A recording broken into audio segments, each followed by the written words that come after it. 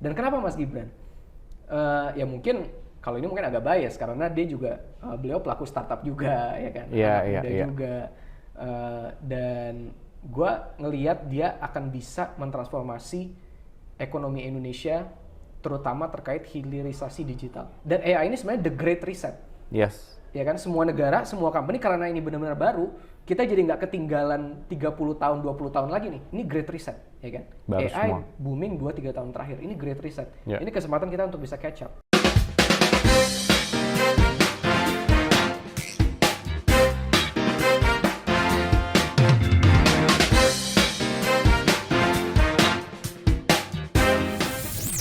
Oke, so teman-teman kami, welcome back to Kami Berdiri, Koalisi Anak Muda Indonesia Berani Jadi Menteri. Kita kembali ke segmen Kami Mencari calon menteri. Jadi hari ini gue kedatangan senior kampus gue gitu ya, yang namanya selalu harum di kampus, tapi fun fact-nya kita baru ketemu sekarang ya Kak Wafa ya. Tuh. Jadi kita baru ketemu sekarang. Gue kuliah 2011, lulus 2015, Kak Wafa ini 2008 angkatannya ya. Tuh. Nggak ketemu di kampus tapi ketemu di sini. So Pak Prabowo Gibran mempertemukan kita. Tapi gue sering lihat lu dulu sih. Masa sih? Kampus. Iya. Iya ya? Oke, give applause buat Kak Wafa Taftazani. Jadi kalau teman-teman googling Wafa Taftazani itu prestasinya banyak banget dan bisnisnya banyak banget. Amin. How are you Kak Wafa? Good. Good. Very good. It's a good day. It's a good day. Yeah. Gimana sekarang sehari-harinya ngerjain apa? How's your life? How's your story? Sehari-hari membangun berbagai startup dan perusahaan yang saya dirikan. Di bidang teknologi finansial, Yes. Ada di gaming juga, ada di teknologi investasi juga, Oke. dan banyak juga sekarang ketemu sama komunitas-komunitas dan teman-teman anak-anak muda yang juga punya aspirasi untuk jadi pengusaha ya.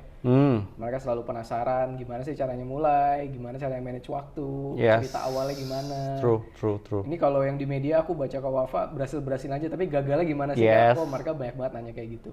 Dan sekarang lagi banyak spend time di sana. Nice. Dan you do podcast juga ya untuk mengisi. Yes, dan juga sambil mengisi waktu luang, podcast ngundang orang-orang di sekitar gua, di lingkungan gua yang gua rasa perlu di-highlight. Iya. Entah karena inisiatifnya atau profilnya atau pekerjaannya yang mungkin selama ini agak under the radar atau mungkin mereka tidak terlalu banyak terekspos, tapi gua ngerasa pribadi mereka sangat perlu diekspos. Iya. Dirimu tuh aktif di Y20, G20 juga ya bareng Mbak Sarah? Atau yang lain? Betul, iya. Benar ya? Jadi pertama kali terpilih untuk menjadi delegasi Indonesia di Y20 China. Turkey dulu awalnya, 2015. Terus kemudian baru Y20 2016 China. Terus masuk ke pengurus ke organisasi alumni dan seleksinya kan, Indonesian Youth Diplomacy, ketemu sama Mbak Sarah. Iya. Sampai sekarang masih sih jadi pengurus. Iya. Oke, nice. Kak Wafa, kita kan anak HI ya, kita anak sospol. Ya. I'm an entrepreneur, you're an entrepreneur as well. Yes. What brings you to become an entrepreneur, Kak? Apa fase dalam hidup yang kemudian akhirnya menjadi seorang entrepreneur? Iya. Sebenarnya nggak ada titik di mana tiba-tiba ke flip. Oke. Tadinya dari profesional atau worker tiba-tiba Sempat kerja ya? Kerja 10 tahun. Wow. 10 tahun kerja. Oke. Tapi selama 10 tahun kerja itu selalu memang jadi entrepreneur on the side. Oke. Dan juga jadi entrepreneur di dalam tempat perusahaan gue bekerja. Gimana tuh? Ceritain Kak. Gimana caranya bisa menjadi entrepreneur di dalam suatu sistem perusahaan yang udah rigid, yang udah mature gitu? Jadi memang biasanya kalau kita dengar kata entrepreneur yang kita bayangin adalah orang yang nggak punya pekerjaan tetap, tapi dia memang berusaha secara full time, ya kan? Oke. Dan itu bukan sesuatu yang mudah dilakukan. Yes. Dan itu selalu yang gue sampaikan ke anak-anak muda. Don't be too hard on yourself gitu. Jangan expect diri lu bisa kayak tiba-tiba lulus kuliah langsung jadi entrepreneur sukses. True. Dapat investasi jutaan dolar, puluhan ratusan miliar seperti yang kita sering baca di media dan bikin FOMO gitu kan biasanya. Enggak. Semua dimulai pelan-pelan. Jadi dari zaman kita kuliah, gue di kampus itu udah jadi quote unquote entrepreneur. Gue les bahasa Inggris. Gue kasih les bahasa Inggris. Oh, buat anak-anak Unpar yang waktu itu biasanya kalau mau lulus harus tes TOEFL dulu, ya kan? Iya. Kan? Dan lain-lain. Atau mungkin memang mereka secara general ingin improve English-nya lah. Itu. Oke. Awalnya gitu. Sampai kemudian gue kan kerja di salah satu bank global, lulus dari kuliah. Dan di sana sempat juga jadi entrepreneur on the side. Waktu itu, percaya nggak percaya, interior design. Oh iya? Iya. Jadi sambil, jadi nyambi? Nyambi. Oh, sambil kerja di bank, belajar Emang tentang... kerja di bank bukan heavy kayak jadi heavy, tapi itu dia, gue nggak ngerasa pada saat ketika gue usaha sampingan gitu ya, istilahnya itu sesuatu yang adding to my stress, itu enggak, it's fun for me, gitu. Jadi mungkin memang gue udah finding entrepreneurship itu fun dari zaman kuliah gitu. Yes.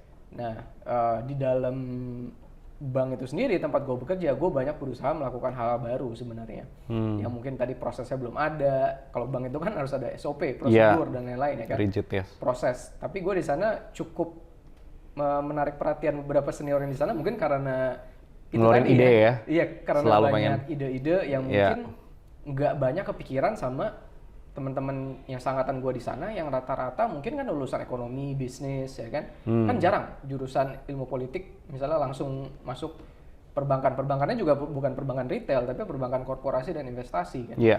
Nah, jadi mungkin banyak ide-ide yang nggak biasa didengar sama lulusan-lulusan ekonomi, bisnis dan lain-lain kan.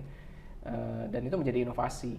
Ya itu kan sebagai entrepreneur dan pulang jadi 3 tahun kerja di bank, terus kemudian dapat beasiswa dari Kementerian Keuangan. Waktu itu terima kasih Bu Sri Mulyani, LPDP. Shout out LPDP ya. Shout out buat LPDP. By the way, LPDP itu menurut gue program yang luar biasa. Yes. Bukan hanya mengubah hidup gue, tapi gue yakin ada puluhan ribu sekarang anak-anak muda yang hidupnya berubah karena LPDP. Dan dengan berubahnya hidup puluhan ribu anak muda, pasti Indonesia juga ikut berubah. Yes. Ya kan? Anyway, I'm pursuing LPDP anyway. Doakan ya kayaknya. Good luck. Yeah, thank you. Yes. Dapat beasiswa PDP, kuliah S2 di Cambridge University di Inggris waktu itu, jurusan MBA, fokusnya strategi, keuangan dan marketing. Dan di sana juga sempat tuh nyobain ide-ide bisnis startup lah ya, yang kecil-kecilan. Kita incubate, kita test, kita launch dikit, kita iterate dan lain-lain.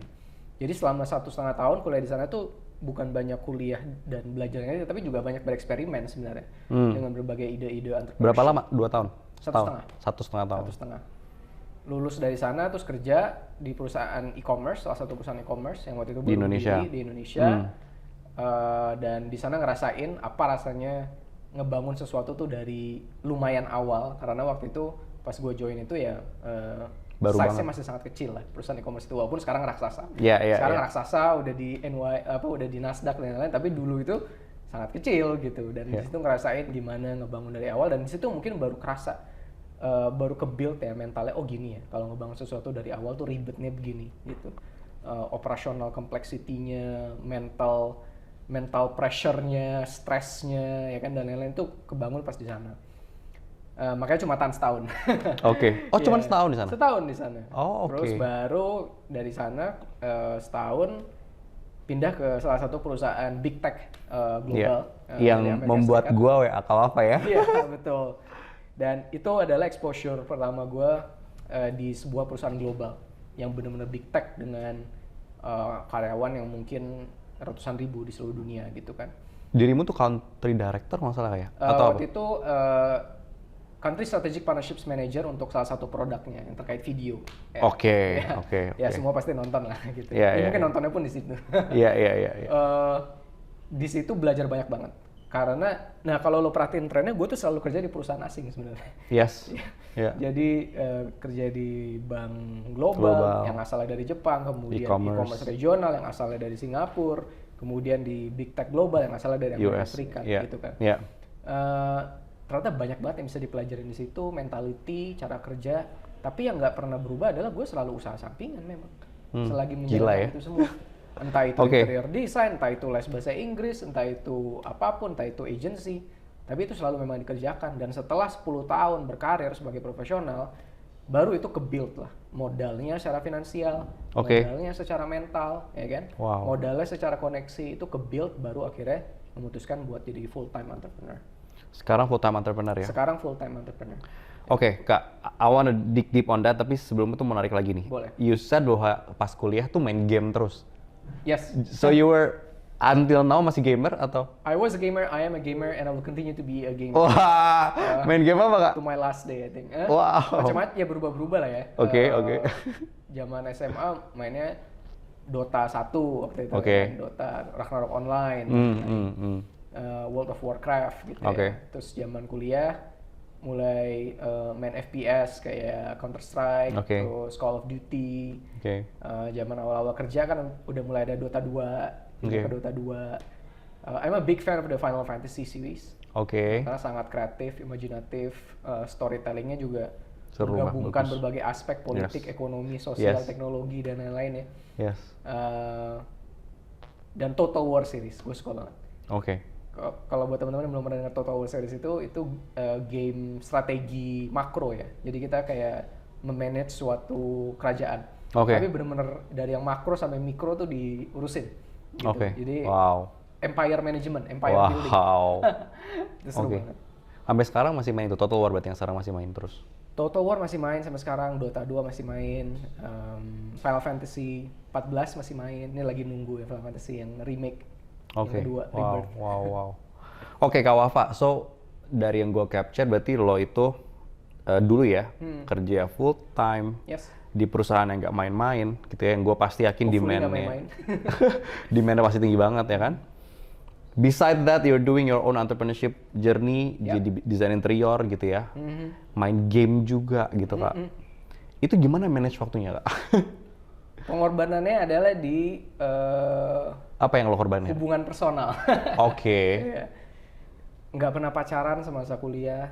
oke, Dan sempat pacaran di zaman kerja pun karena saking sibuknya persiapan LPDP waktu itu, ya kan? Pasti. Apply sekolah, sambil belajar GMAT, belajar IELTS, sambil masih bisnis sampingan, sambil kerja. Ya nggak pernah ada yang long term, nggak pernah ada Oke. yang bertahan lama. Oke. Karena selalu dikomplain, ya you don't have enough time for me. yes, Kayak lu nggak pernah punya cukup waktu buat gua gitu. Dan Iya. selalu itu komplainnya. Kalau gua ngeliat ke belakang sekarang, apakah gua menyesali itu enggak? ya, Ya, I think memang waktu itu phase-nya gue belum Yeah. bisa untuk committed relationship seperti yang di-expect oleh orang-orang di waktu itu ya. Yeah. Ya gue Yeah. masih belum beres dengan diri sendiri Yeah. gitu kan istilahnya kalau kata orang ya. Nice. Belum beres dengan diri sendiri gimana mau wow, komit sama orang lain ya, tapi sekarang alhamdulillah udah. wow, iya. Soalnya kemarin pas yang gua tahu, correct me if I'm wrong ya Kak ya, Sure. Kakak nikah juga baru kan ya? Maksudnya belum lama ya? Atau udah lama? Iya, akhir 2019 persis sebelum Covid. Oke, 2020-an, berarti 3 tahun, 4 tahunan ya. Dan kemarin pas saya kontak Kak Wafa, mau telepon, Kak Wafa bilang takut ganggu istrinya bangun nih. Iya. Berarti kan ininya relationship-nya udah dapet Iya, banget. udah. Berarti sekarang udah nemu ruang lebih luas ya untuk a personal relationship for sure with your wife and maybe others gitu. Karena mungkin si dunia kesibukan ini atau your career or your entrepreneur journey ini udah quiet balance atau bahkan udah settled, jadi udah bisa lebih ini balance dengan kehidupan. Sebenarnya yang paling berubah adalah ketika sebagai profesional kita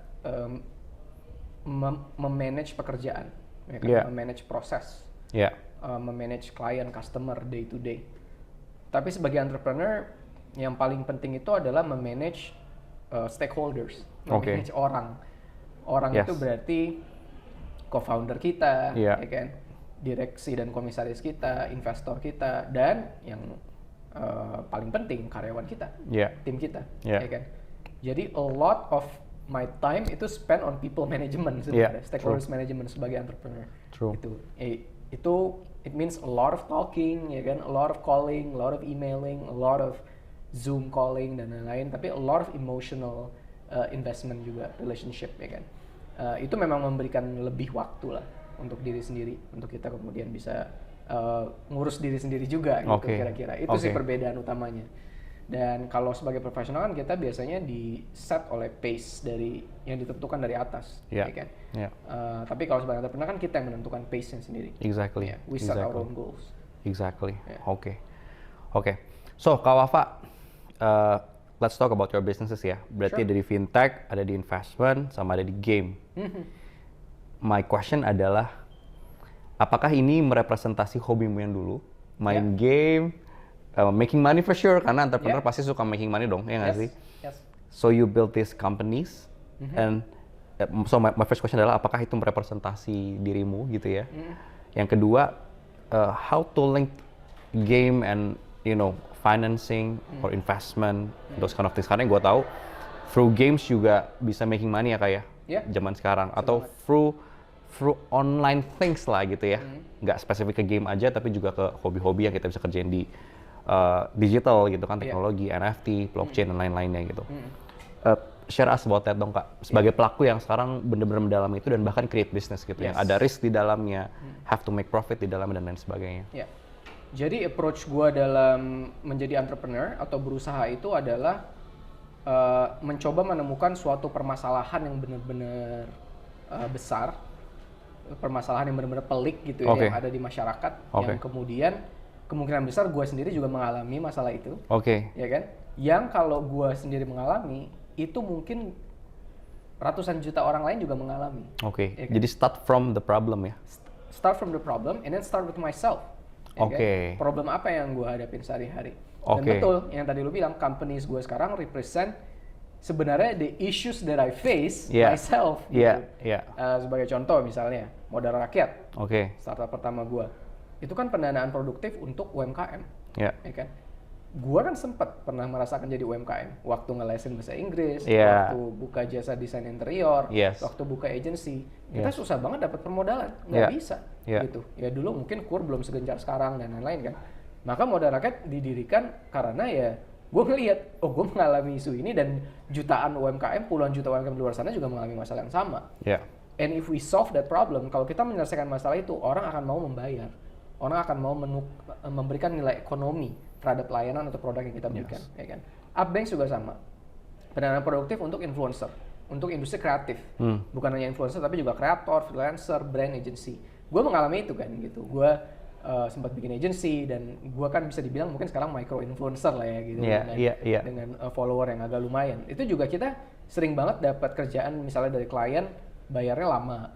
Bayarnya 60 hari, 90 hari gitu kan. Tapi uang udah harus keluar semua untuk kru, produksi, jasa, dan lain-lain produksi. Itu masalah yang gue alamin gitu. Upbank didirikan untuk bisa membantu gue menyelesaikan masalah itu, yang gue juga yakin dialami oleh jutaan orang lainnya gitu. Begitu juga dengan VC Gamers, startup gue di bidang e-commerce untuk gaming. Gue gamer, gue sering banget, waktu kan terbatas nih misalnya kan, waktu terbatas tapi pengen bisa tetap enjoy the game, berarti kan harus ada yang di-spend. Entah itu dalam bentuk virtual currency, atau itu misalnya in-game items, ataupun misalnya hanya untuk enjoyment seperti skin dan lain-lain. Tapi nemuin seller yang reliable itu kan juga kadang-kadang susah.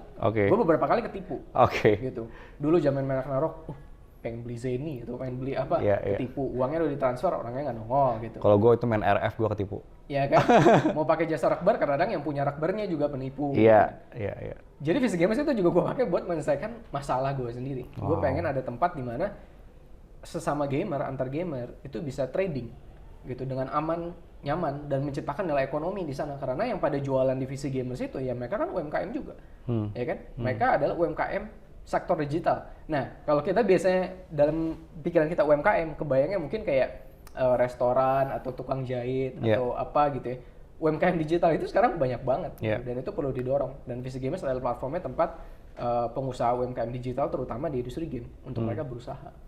Gitu sih kira-kira. Jadi jawabannya ya betul. Jadi semua company dan startup yang gue build adalah representasi dari masalah-masalah yang gue hadapi. I see. Yang gue yakin banyak dihadapi oleh jutaan orang lainnya di Indonesia. Nice. Anyway, gue mau nanya lagi, tapi sebelumnya gue dulu gue punya teman kerja di Modal Rakyat. Anyway, terus itu gue waktu itu dapat project kan, kalau gue IO kan. Kalau IO kan project ya. Jadi dapat government project, gue nyari modal di situ. Tapi nggak berhasil gara-gara waktu itu administrasi company gue masih belum beres, jadi nggak bisa cair. Tapi Modal Rakyat sih very friendly dan ringan sih menurut gue ini. Hitungannya dia sangat-sangat ringan. We think so, dan kita juga transparan. Kita nggak mau ada yang nanti kaget di akhir karena ada apa-apa. Dan hitungannya asik banget sih. Gue sih langsung. Awal. I wish kalau waktu itu gue udah settled, company-nya, administrasinya pasti itu ngebantu banget sih. Anyway, Kak Wafa, ada satu pola yang gue lihat ya kayak di fase-fase anak muda. Kalau lo sama gue, kita bisa bilang kita on the same pace lah ya, on the same generation lah ya. Kita milenial, kita kan beda cuma 3 tahunan ya, atau bahkan 2 tahun karena gue 92. Dirimu 90, 89? Gue November 91. Wah. Jadi kita beda berapa bulan. Gila, nggak nyampe setahun beda. Kok cepet banget Kak, 2008? Gue lompat kelas waktu itu SD dan SMP. Emang orang pinter beda. Anyway, karena kita di fase yang sama. Gue September 92, jadi kita not nggak setahun ya, kita cuma Not beda even a year. sebulan, not even a year, exactly. 10 bulan.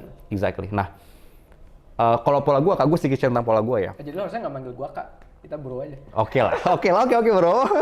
Anyway, jadi gini bro, gue tadi dengar cerita lo, gue relate banget. Kalau gue start with myself as well. Kalau gue gini, kalau lo kan ngeliatnya dari problem yang lo alami dari kehidupan lo. Kalau gue dari keseharian gue.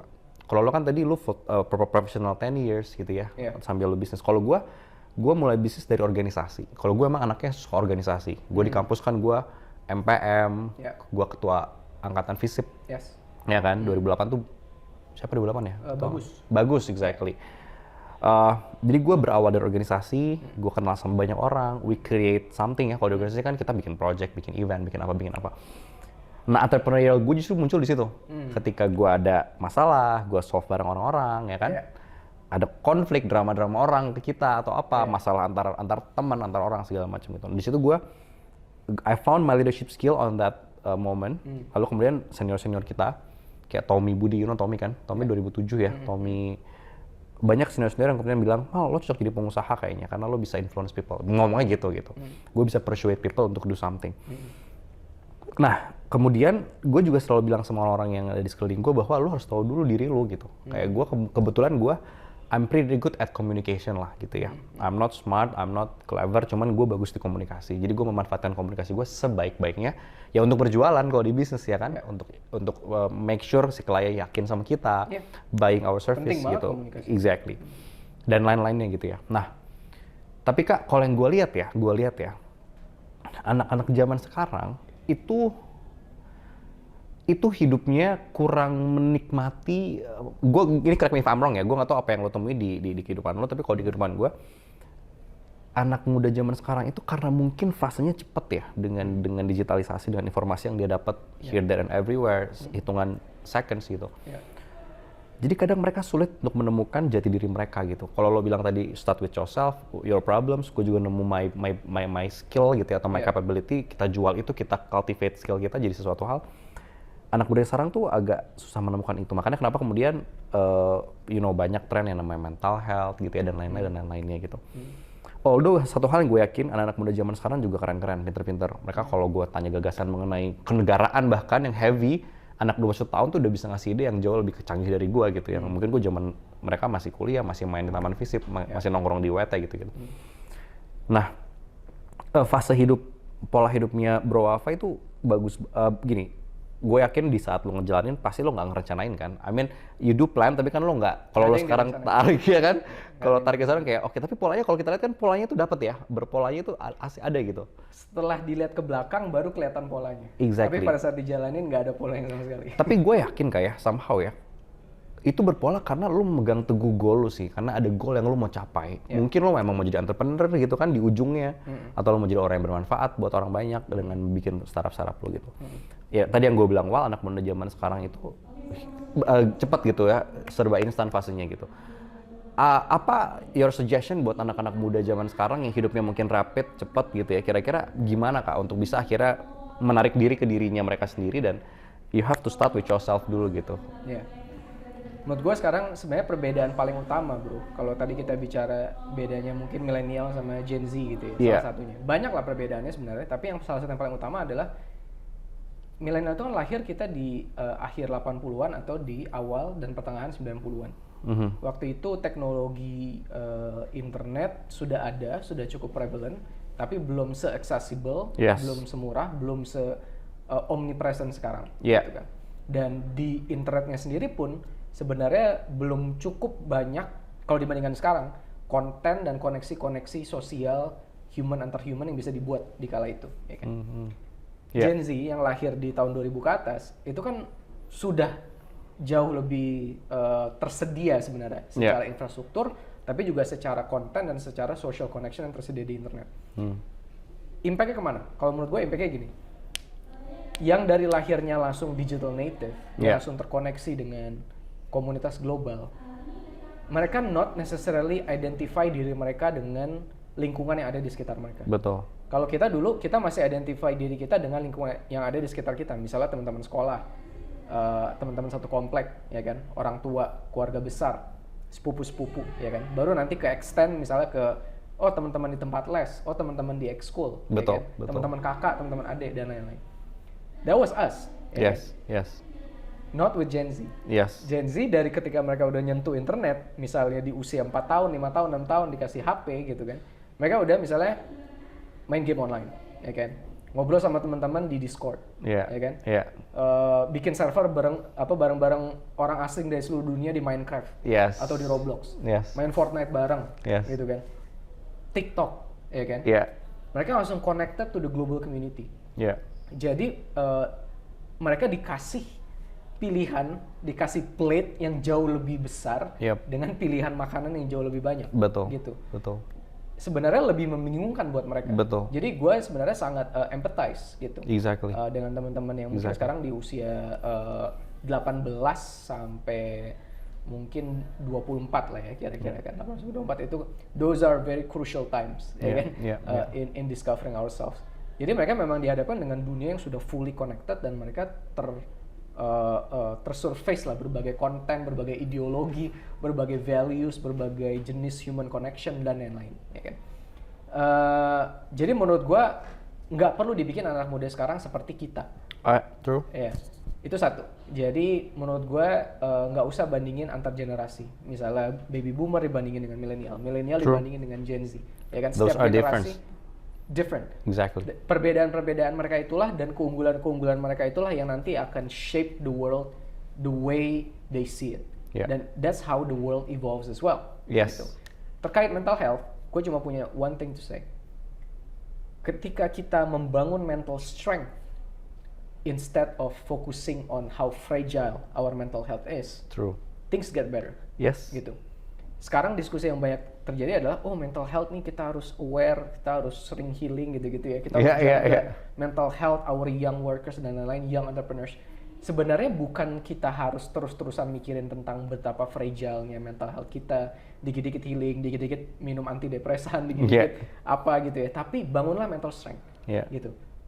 Biasain sama penolakan, gitu kan. Biasain ngomong di depan orang, ya kan? Biasain melakukan kesalahan, biasain gagal, ya kan? Do whatever it is that help you build your mental strength. Beribadah, yang spiritual mungkin meditasi, ya kan? Yang suka diskusi mungkin bisa ikut dalam komunitas-komunitas debat dan lain-lain. Tapi build that mental strength, gitu. Dan pelan-pelan mental health pasti akan ikut sehat. Tanpa kita harus terus menjadi sensitif terhadap how fragile our mental health is. Ibaratnya kalau badan, kita kan nggak dikit-dikit medical check up terus takut kuman gitu kan. Aduh, aku takut nanti makan di pinggir jalan gitu. Tapi kita olahraga, ya kan? Minum vitamin, ya kan? Kita makan yang sehat, kita tidur yang cukup. Jadi yang di-build itu adalah strength-nya. Don't focus on the fragility of the health, tapi fokus on building the strength. Exactly. Itu sih yang gue sarankan.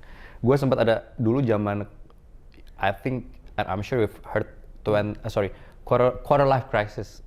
Quarter life crisis, iya kan? Gue dulu pernah diundang di Narsum, terus gue ditanya gitu, Kak, gimana caranya mengatasi quarter life crisis? Gue cuma bilang, don't you ever let that thing come inside yourself gitu. Gue cuma bilang gitu doang. Jadi gue bilang lupain aja man, nggak usah dengan istilah-istilah quarter life crisis. Maksudnya ya udah rencanain aja hidup lo. Karena human mind itu powerful banget. Iya. Human mind itu powerful banget. Exactly. What you wish, what you think of, itu will happen. Iya. Dan that will shape you. Exactly. Yes. Jadi shape your mind the way you want to see you being shaped. Yes. Oke Kak, sekarang kita masuk sedikit ke politik ya Kak ya. Boleh. Kak Wafa, jadi sebagai seorang pendukung Pak Prabowo dan Mas Gibran juga ya kebetulan. Jadi pas gua ngontak Kak Wafa, first thing first, gue tanya sama Kak Wafa, preferensi politiknya kemana gitu. Karena gue mau ngobrol-ngobrol dalam, tapi kita memang merepresent these guys gitu yang ada di belakang. Kenapa Kak? Kenapa akhirnya memilih Pak Prabowo dan Mas Gibran? Karena gue yakin banget lo punya mekanisme tertentu untuk memilih gitu ya. Apalagi kita memilih pemimpin negara kita ke depan yang pasti akan beririsan sama kita juga nih gitu ya. Kenapa Pak Prabowo dan Mas Gibran Kak? Ya gue di sini sekalian deklarasi personal ya. Tapi ini personal, tidak terlibat dengan organisasi, tidak berkaitan dengan organisasi, perusahaan, startup apapun yang terlibat sekarang. Jadi ini adalah deklarasi personal. Ya gue Wafa Tautazani, gue mendukung Pak Prabowo dan Mas Gibran. Deklarasi personal loh. Keren. Calon presiden dan calon wakil presiden Republik Indonesia 2024. Krisis pangan, krisis energi, krisis iklim, konflik bersenjata di Eropa yang diawali sebenarnya dengan aneksasi Rusia terhadap daerah selatan Ukraina dan sekarang jadi full blown war, kan? Konflik bersenjata yang kita lihat sekarang ada di Israel dan Hamas, gitu kan. Dan kemudian potensi konflik bersenjata juga di Laut Cina Selatan dan di Taiwan, gitu. Dan masih banyak konflik yang sekarang sedang ongoing yang ada di Amerika Latin dan di Afrika yang mungkin media nggak terlalu memperhatikan. Betul. Di dunia yang bahaya ini kita perlu sebenarnya pemimpin yang kuat, yang nggak bisa dibully sama negara lain, yang nggak bisa ditekan sama negara lain dan punya stance yang kuat. Gitu. Karena kita nih bernegara bukan main-main. Ini bukan antara rumah bertetangga gitu, enggak. Ini yang at stake itu adalah ratusan juta tumpah darah Indonesia yang harus dilindungi, ya kan? Di negara yang seperti ini, we need a strong leader. Dan gue percaya, gue melihat itu di Pak Prabowo. Pak Prabowo akan mampu mempertahankan, membela, mendefend gitu ya Indonesia, apapun nanti tantangannya eksternal yang datang. Entah itu terkait konflik militer, entah itu terkait bencana alam, bencana buatan, entah itu iklim, entah itu energi. He has the mindset, he has the willpower, and he has the connection and the intelligence to do it, and he has the resources to do it. Gue nggak bilang yang lain nggak punya, gitu ya. Tapi gue percaya the time that we have right now, he is what we need, gitu. Dan kenapa Mas Gibran? Ya mungkin kalau ini mungkin agak bias karena dia juga beliau pelaku startup juga, ya kan? Muda juga. Dan gue ngelihat dia akan bisa mentransformasi ekonomi Indonesia, terutama terkait hilirisasi digital. Kita sering bicara hilirisasi energi, ya kan? Pangan, kemudian raw material dan lain-lain, itu penting semua dilakukan. Tapi yang kita nggak boleh kalah sebenarnya di 2024 ke depan ini adalah terkait kompetisi ekonomi yang terjadi di bidang digital. AI, blockchain, startup, venture capital, semua ini akan merubah dunia. Orang masih banyak yang nggak percaya ya. Nggak mungkin AI bisa mengakibatkan hilangnya ratusan juta lapangan pekerjaan. I believe it. In the next 10 years or so, di 10 tahun ke depan, ratusan juta lapangan pekerjaan akan hilang karena AI. Kalau tiba-tiba unemployment rate kita 30% gitu misalnya, puluhan juta orang menganggur karena kita nggak siap menghadapi revolusi AI, gua nggak bisa bayangin dampaknya secara sosial, ekonomi, dan lain-lain. Jadi sebenarnya, dan AI ini sebenarnya the great reset. Ya kan, semua negara, semua company, karena ini benar-benar baru, kita jadi nggak ketinggalan 30 tahun, 20 tahun lagi nih. Seperti di landscape teknologi digital sebelumnya. Indonesia kan selalu ketinggalan 20-30 tahun dibandingkan dengan negara maju misalnya terkait dengan perkembangan infrastruktur dan teknologi digital. Karena ada AI, ini great reset, ya kan? Baru AI semua. booming 2-3 tahun terakhir, ini great reset. Ini kesempatan kita untuk bisa catch up. Gitu. Start from the start line semua ya, bareng-bareng. Dan apa yang gue lihat Mas Gibran udah lakukan di Solo itu sangat bisa di scale sebenarnya ke level nasional. Tinggal nanti bagaimana kita sama-sama dukung Mas Gibran, seluruh pemangku kepentingan ekonomi digital ya, anak-anak startup yang memang sehari-harinya gitu kan mengembangkan produk AI, blockchain startup, kita bantu Mas Gibran untuk bisa menyiapkan Indonesia bukan hanya untuk jadi sekarang observer aja atau kayak menunggu datangnya event besar terus kita menerima, tapi kita jadi shaper dan mover di industri ini karena ini the race has been reset, so let's run. Keren. Ini baru sesi yang gokil sih. Ini harus diviralin ya. Tolong ya, bro tim semua harus diviralin nih. Oke, Kak Wafa, so we're going to our end section gitu ya. Karena kalau di kita memang we have limited time di podcast kita, but please I personally request your another time untuk kita ngobrol lebih dalam, lebih panjang ya Kak ya. Anyway, Kak Wafa, so our movement called Kami Berdiri Kak. Jadi kita koalisi anak muda Indonesia berani jadi menteri. Basically, we want to memfasilitasi atau kita mau bikin space, membuat ruang untuk anak-anak muda agar mau menyuarakan gagasan mereka dan hopefully di momen politik ini kita bisa juga mempush atau mendorong mereka untuk bisa terlibat gitu ya di konstelasi politik berikutnya. Kita we're not nuntut yang lebay-lebay atau yang ngoyo-ngoyo gitu ya, although our name jadi menteri gitu, tapi kita pengen menteri-menteri yang nanti, yang gue yakin juga pasti akan lebih banyak anak muda di dalamnya, karena ada Mas Gibran, itu bisa kita dampingi bareng-bareng sama anak muda gitu. Dan anak muda gue pengen kita bisa minimal speak up dulu lah gagasan-gagasan mereka. Nah, kita di hari sesi selalu nanya ke narasumber kita atau ke partner kita adalah kalau misalkan one day gitu ya Pak Prabowo telepon dirimu bro gitu ya, you got called by him gitu, your phone ring and then RI1 gitu ya nelfon, and then he say, Wafa kamu sekarang ke Istana Negara gitu, siap-siap pakai kemeja putih gitu kan, terus begitu sampai sana Bro Wafa langsung bilang, Wafa kamu saya pilih jadi menteri gitu. Tapi Pak Prabowo ini ngasih pilihan gitu ke Kak Wafa nih, mau jadi menteri apa gitu. Nah lalu, so kalau ditanya seperti itu, dirimu mau jawab apa? Dan yang kedua, ditanya juga Pak Prabowo, apa gagasan pertama kamu sebagai menteri itu gitu. Please, Wafa Taftazani nih. Jawaban dari kedua pertanyaan itu sama, karena kalau buat saya Pak Prabowo jadi ceritanya gitu kan, bukan soal posisi menteri di mana atau nomenklaturnya apa atau lembaganya apa, tapi saya mau membantu Pak mensukseskan hilirisasi digital Indonesia selama 5-10 tahun ke depan. Saya ingin melihat nggak ada lagi startup Indonesia yang incorporate-nya pusatnya di Singapura. Startup Indonesia incorporate-nya harus di Indonesia. Gitu. Itu satu. Saya pengen melihat sebanyak mungkin AI researchers itu ada di Indonesia untuk kita develop berbagai large language models baru, LLM baru, karena kan kekuatan AI ini kuncinya ada di LLM berdasarkan data-data yang kita punya dari 300 juta orang Indonesia. Gitu. LLM ini harus di-train di Indonesia oleh AI researchers yang ada di Indonesia.